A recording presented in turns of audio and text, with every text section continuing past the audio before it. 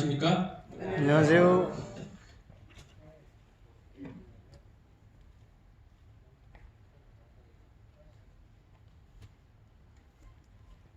소리가 안 나오네. 그에게 전염되는 확진자와 같은 공간에서 생활하다 보면 옮을 가능성이 커질 수밖에 없습니다. 가족들에게 전염되는 이유입니다. 그런데 싱가포르 회의에 참석했던 17번 확진자의 가족들은 이상이 없었습니다. 평소에 마스크만 잘 써도 전염을 막을 수 있다는 것입니다. 강보들 기자가 보도합니다. 중국 광둥성에 머물렀던 아들 부부에게 옮은 25번 확진자 등 현재까지 가족 간 신종 코로나 전염 사례는 모두 5건입니다. 싱가포르를 다녀온 17번 확진자도 대구의 본가와 처가를 들르며 가족 12명과 접촉했습니다. 하지만 다행히 옮은 사람은 없습니다. 마스크가 전염을 막았다는 얘기가 나옵니다. 대구시 관계자는 동대구역 CCTV로 17번 확진자가 마스크를 쓰고 있는 걸 확인했고 가족들로부터 집에서도 마스크를 쓰고 지냈다는 말도 들었다고 했습니다. 질병관리본부는 자가격리자와 같이 살더라도 마스크를 쓰고 서로 2m 이상 거리를 두라고 조언합니다. 호흡기 증상이 있으신 분들은 마스크를 착용하시는 등 개인위생을 철저히 해주시길 바랍니다. 또 공용공간은 자주 환기하고 생활용품은 구분해 사용해야 한다. JTBC 강버드입니다. 마스크만 잘 껴도 괜찮다고 하는 이런 이야기들은 우리가 불안감에 있는 우리들에게 조금이라도 안도의 한숨을 쉬게 하는 것 같습니다. 우리가 정말 조심해야겠지만 아직까지 우리나라만큼은 참 방역이 잘 되고 있다라는 생각을 하게 됩니다.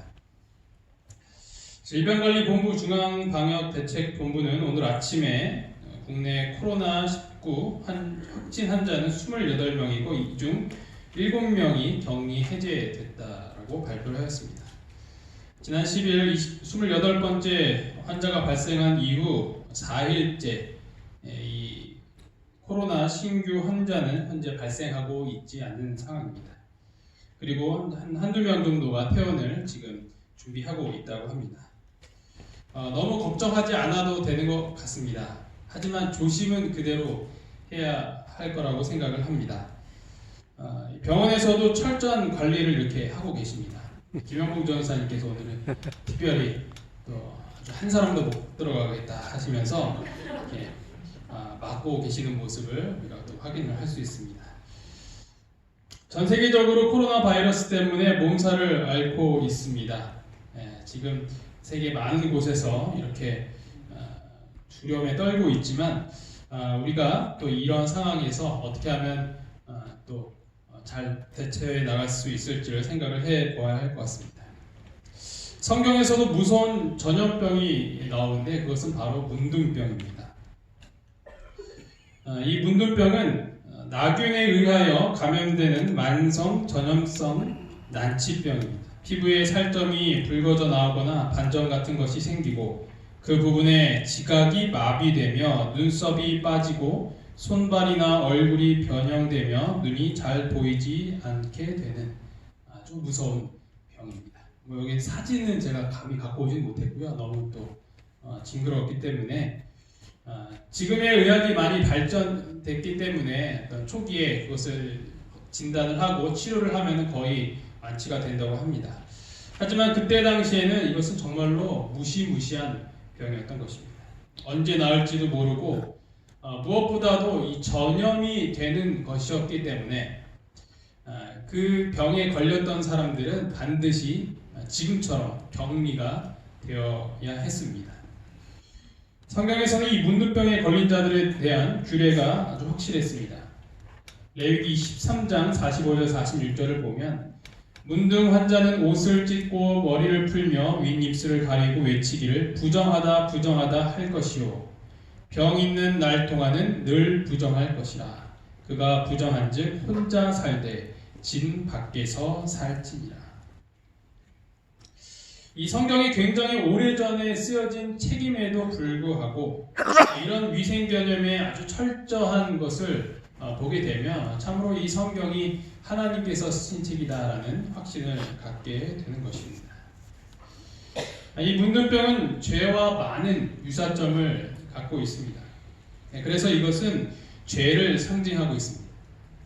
몸이 하나씩 망가지지만 감각이 사라지기 때문에 이 죄에 대한 민감성이 사라지는 그 죄인의 파멸을 잘 보여주고 있는 것이 바로 이 문둥병인 것입니다. 그리고 또한 무서운 것은 바로 이 죄의 전염성이죠. 죄는 또 다른 죄를 낳게 되는 것입니다. 가까운 누군가가 죄를 짓게 되면 나도 같이 참여하고 싶은 것이 바로 죄라는 것이죠. 우리는 죄를 지어서 죄인이 되는 것이 아니라 죄인이기 때문에 죄를 짓게 되는 존재인 것입니다. 죄를 지을 수밖에 없는 존재라는 것입니다. 따라서 죄를 우리는 안 짓는 것보다 짓는 것이 더 쉽습니다. 그래서 누군가 죄를 짓게 되면 같이 그 죄를 짓고 싶어하는 충동이 발생하게 되는 것이죠. 이 전염이 되는 죄 중에서 오늘 중점적으로 다룰 죄, 전염성이 아주 강한 죄에 대해서 살펴보려고 합니다. 그것은 바로 불평의 죄입니다. 민수기 11장 4절부터 6절에 있는 말씀 함께 읽어보도록 하겠습니다. 시작. 그들 중에 섞여 사는 다른 인종들이 탐욕을 품음에 이스라엘 자손도 다시 울며 이르되 누가 우리에게 고기를 주어 먹게 하랴. 우리가 애굽에 있을 때에는 값없이 생선과 오이와 참외와 부추와 파와 마늘들을 먹은 것이 생각나거늘 이제는 우리의 기력이 다하여 이 만나 외에는 보이는 것이 아무것도 없도다 하니. 이스라엘 백성들의 광야 생활은 불평과 원망의 생활이었습니다. 정말 수도 없이 원망을 했습니다. 물이 없다고 원망하니까 하나님께서 물을 주시고 먹을 것이 없다고 원망하니까 만나를 주셨습니다. 이젠 무엇이 없다고 원망하는 거야? 고기가 없다고 원망을 하는 것입니다. 꼭 입원한 지 얼마 안 되신 분들 왜 고기를 안 줘? 이거 먹고 어떻게 생각하면서 근데 대부분은 다 오셔서 만족하시더라고요. 제가 이렇게 방문해서 여쭤보면 힘들지 않냐니까 너무 좋다고 하시는 분들이 대다수인데 간혹가다 한두 명 분이 너무 힘들다고 마치 광야 생활에서 만나만 먹고 살아야 될 수밖에 없는 이런 이스라엘의 백성들의 마음으로 오시는 분들이 계시는 것 같습니다. 사람의 불평은 끝이 없습니다. 왜냐하면 사람의 만족은 끝이 없기 때문입니다. 우리는 만족할 줄 모르는 존재이기 때문에 우리는 불평할 수밖에 없는 존재라는 것이죠. 그래서 어쩌면 불평은 멈추지 않는 불만족의 표현이다라고 할 수 있는 것입니다. 이 성경절을 자세히 읽어보면 이 불평의 시작이 누구라고 설명을 하고 있습니까? 보면 다른 인종들이다라고 하고 있습니다. 이들은 이스라엘 백성들이 출애굽할 때 얼떨결에 함께 나온 애굽 사람들을 말하고 있어요. 이스라엘 백성들만 나온 것이 아니라 거기에서 함께 존재했었던 애굽 사람들, 이방인들도 그들이 보기에 하나님이 진짜 계신 것 같아 하면서 따라온 자들이 있었습니다. 애굽에서 호화로운 음식을 먹고 편하게 살다가 광야에서 만나 같은 것이나 먹고 사니까 얼마나 힘들었겠어요. 그래서 그들은 불평을 하기 시작했던 것입니다. 그런데 그들이 불평하니까 누가 불평을 해요?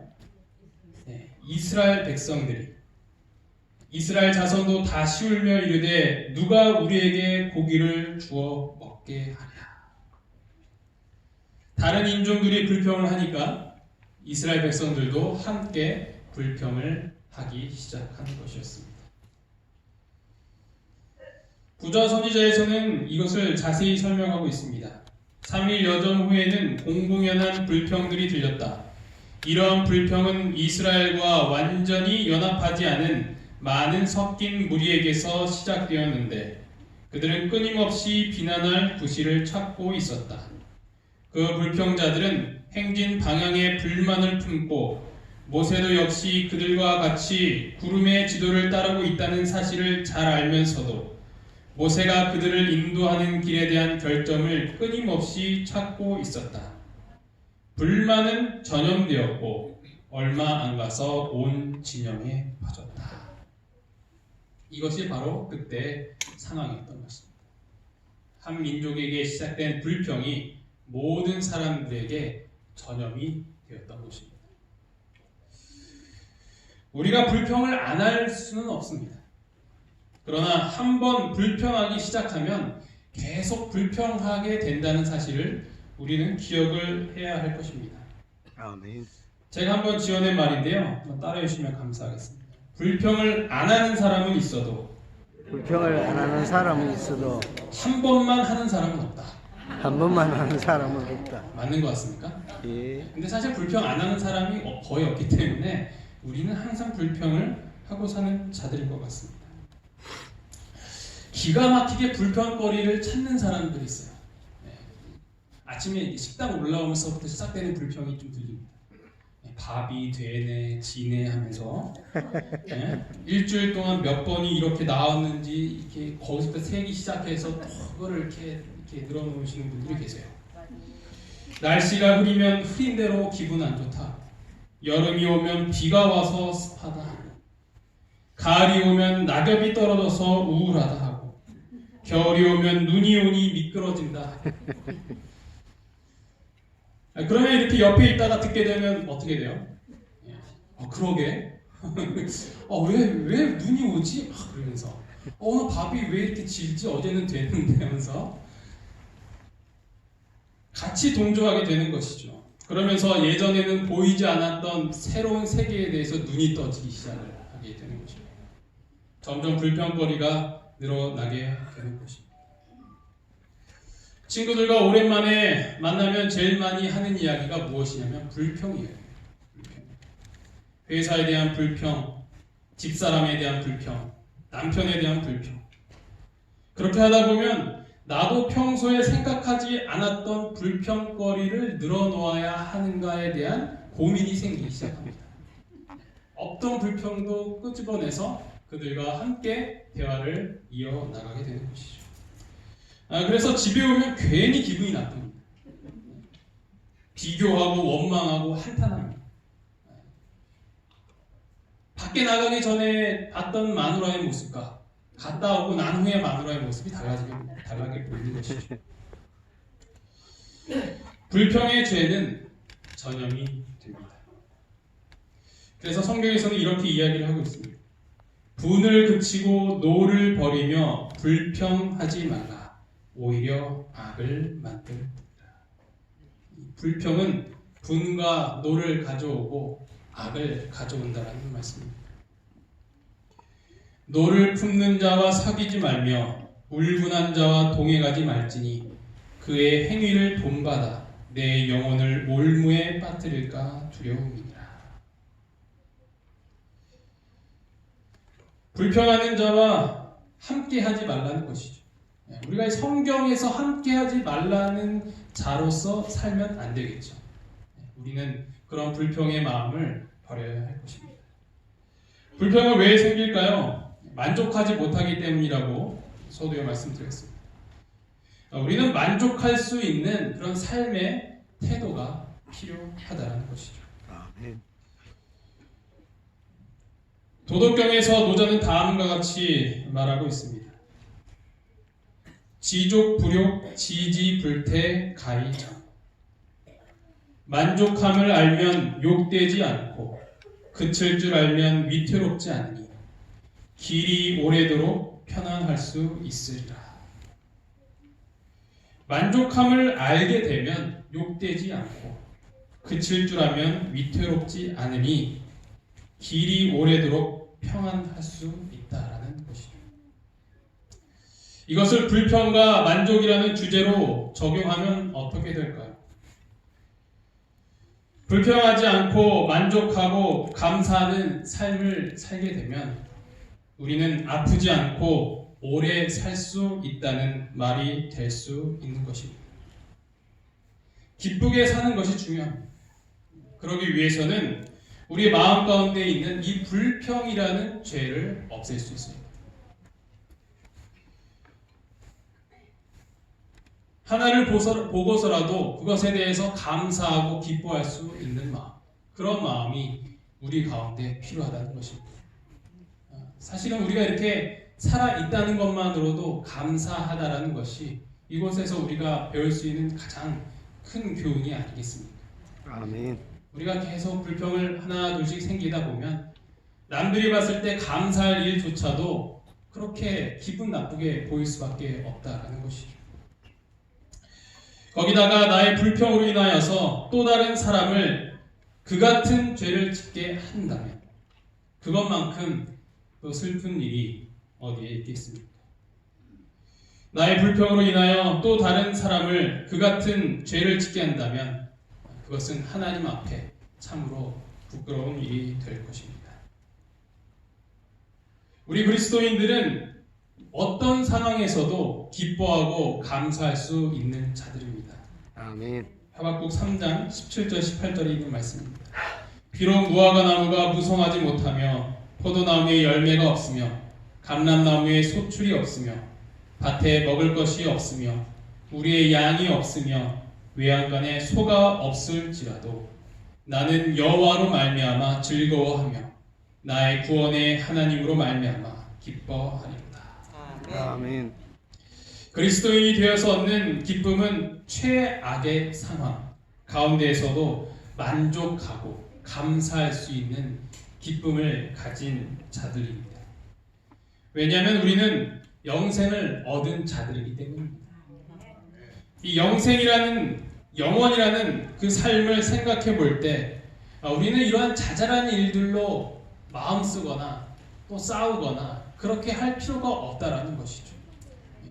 개미들끼리 너 이거니 저거니 하면서 싸우는 모습을 우리 인간으로서 보면 얼마나 참 답답해 보이겠어요. 그렇죠? 하나님이 보시기에 우리의 삶도 참 많이 답답해 보일 수 있다는 것입니다. 우리가 우리의 삶이 영원이라는 큰 삶으로 바라본다면 우리의 잠깐의 이러한 시간들의 고통이라든지 또 어려움이라든지 그런 고난들은 충분히 이겨내고 하나의 어쩌면 추억으로도 남길 수 있다라는 것입니다. 빌립보서 4장 1절부터 10절부터 13절에 바울은 이렇게 이야기를 하고 있습니다. 내가 주 안에서 크게 기뻐함은 너희가 나를 생각하던 것이 이제 다시 싹이 남이니 너희가 또한 이를 위하여 생각은 하였으나 기회가 없었느니라. 내가 궁핍함으로 말하는 것이 아니니라. 어떠한 형편에든지 나는 자족하기를 배웠노니 나는 비천에 처할 줄도 알고 풍부에 처할 줄도 알아. 모든 일 곧 배부름과 배고픔과 풍부와 궁핍에도 처할 줄 아는 일체의 비결을 배우노라. 내게 능력 주시는 자 안에서 내가 모든 것을 할 수 있느니라. 아멘. 이것이 바울이 배웠던 자족하는 비결인 것입니다. 만족하는 방법인 것입니다. 불평하지 않고 기뻐할 수 있는 방법이 바로 이 바울이 말하고 있는 자족하는 비결인 것입니다. 여기서 등장하는 유명한 문구가 바로 무엇이냐면 내게 능력 주시는 자 안에서 내가 모든 것을 할 수 있느니라 라는 구절입니다. 이것은 우리가 어떤 시험 보기 전에 그 시험 공부 하나도 안 하면서 저에게 능력 주시는 분을 믿습니다. 이런 개념에서 말하고 있는 것이 아니에요. 이 문맥을 살펴보면 무슨 거예요? 나는 내게 능력 주시는 자 안에서 나는 불평하지 않는 삶을 살 수 있는 능력을 얻을 수 있습니다 라는 것입니다. 그 능력을 누가 주신다는 겁니까? 하나님께 주신다는 것입니다. 우리가 지금 당하고 있는 이런 어려움 가운데서도 우리가 기뻐할 수 있도록 해주시는 그 능력을 누가 주시냐면 바로 하나님이 주신다는 것입니다. 이것이 신앙의 가장 큰 힘이에요. 하나님을 알지 못하는 사람들은 하나님 없이 떵떵거리면서 살다가 정말 고난이 왔을 때 쓰러지는 수가 있어요. 어떻게 보면 정말 극단적인 선택을 할 수도 있다는 것입니다.